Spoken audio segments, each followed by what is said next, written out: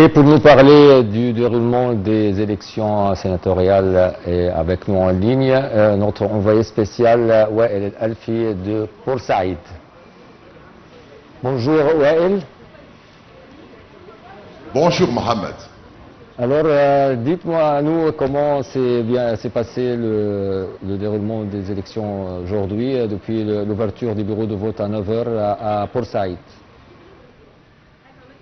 Bon alors bonjour chers téléspectateurs, nous sommes aujourd'hui toujours en couverture avec vous. Aujourd'hui c'est le deuxième jour des élections sénatoriales 2025 en Égypte. C'est dans la deuxième tournée. La première c'était bien sûr à l'étranger, mais là nous sommes à la deuxième tournée des élections sénatoriales 2025. L'ambiance vraiment c'est agréable au deuxième jour, avec une grande participation, affluence des électeurs au bureau électoral, au scrutin, là où je suis ici. Je vous parle de la ville de Port Saïd d'hier et d'aujourd'hui, précisément de l'école du scrutin qui est dans l'emplacement de l'école primaire Oum el-Mominine au district est de Port Saïd. L'ambiance vraiment c'est agréable, avec une grande affluence, toujours des jeunes le matin, comme d'habitude, puisque nous ne sommes pas dans un jour de congé. Alors peut-être pour les âgés, ça sera pour l'après-midi et pour le soir à la fin de la journée. Je vous rappelle que nous sommes au dernier jour des élections sénatoriales 2025. Tout ça marche bien, le déroulement du processus électoral pour le deuxième jour. Et bien sûr, à la fin de cette journée, ça sera la fermeture de scrutin. Et on commence après ça la deuxième phase. C'est la phase de dépouillement et de commencer à valider les candidats et les réussites pour les candidats. Du scrutin, là, nous sommes, comme je vous ai dit hier, qu'on a une concurrence entre deux candidats. Et puis le troisième, c'est toujours sur la liste du regroupement de l'Alliance des partis. Donc c'est presque défini, sa réussite pour le troisième. Oui, Mohamed. Oui, comment Comment pour Saïd, c'est un gouvernorat côtier au bord de la Méditerranée. Alors ça caractérise avec un beau J'entends temps. pas bien, Mohamed, j'entends pas bien. S'il vous plaît, haussez la voix, s'il vous plaît. Haussez la voix. Wael, tu m'entends? Tu m'entends maintenant? Bon, écoutez alors, écoutez. Vous parlez de l'ambiance à la ville de Port Saïd, non?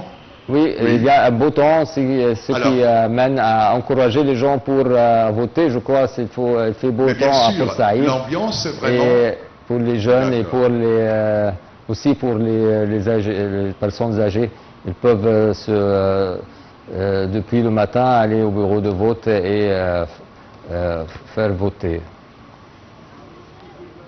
Bon alors, c'est ce qui était vraiment remarquable. C'est toujours l'ambiance dans cette ville de Port Saïd. Hier, quand j'étais avec monsieur le gouverneur de Port Saïd, alors il m'a insisté dans ses paroles que pour la grande affluence et le commencement du matin, le matin, c'est parce que Port Saïd, effectivement, c'est la ville historique de résistance, alors que tous les citoyens électeurs viennent pour participer à cette opération électorale de manière à répondre à leurs droits légitimes, démocratiques et législatifs bien sûr, mais aussi participer à cette festivité démocratique. Alors l'ambiance est vraiment très très agréable, c'est intense et dynamique dans cette ville. Dès le premier jour et même avant le premier jour, la veille, jour de préparatifs pour l'organisation et la mise en place de tous les éléments de sécurité, premièrement, mais toujours garder la sécurité, la transparence et faciliter le processus électoral ou bien le déroulement de l'opération électorale pour les électeurs. Alors, ce sont les électeurs, les citoyens de Port Saïd qui maintenant viennent pour répondre à leurs droits, mais aussi à leur devoir démocratique de participer en masse dans ce grand changement législatif dans le pays. Ça c'est d'un part. Mais d'autre part, alors je vous parle aussi de la conférence tenue par monsieur le juge Ahmed El-Bender, qui était depuis presque une heure en plus. Alors, lui, il était c'est de la part directeur exécutif de l'autorité nationale des élections qui a joué vraiment un rôle essentiel et un rôle majeur dans l'organisation, l'élaboration, le contrôle et la surveillance des bureaux électoraux et des scrutins quotidiennement et heure par heure.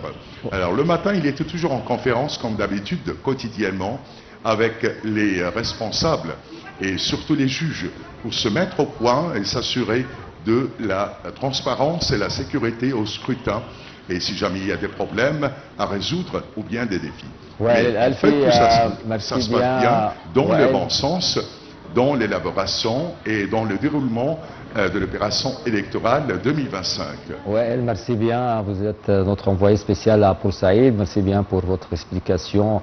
Et, monsieur, chers téléspectateurs, on continue notre émission spéciale après cette pause.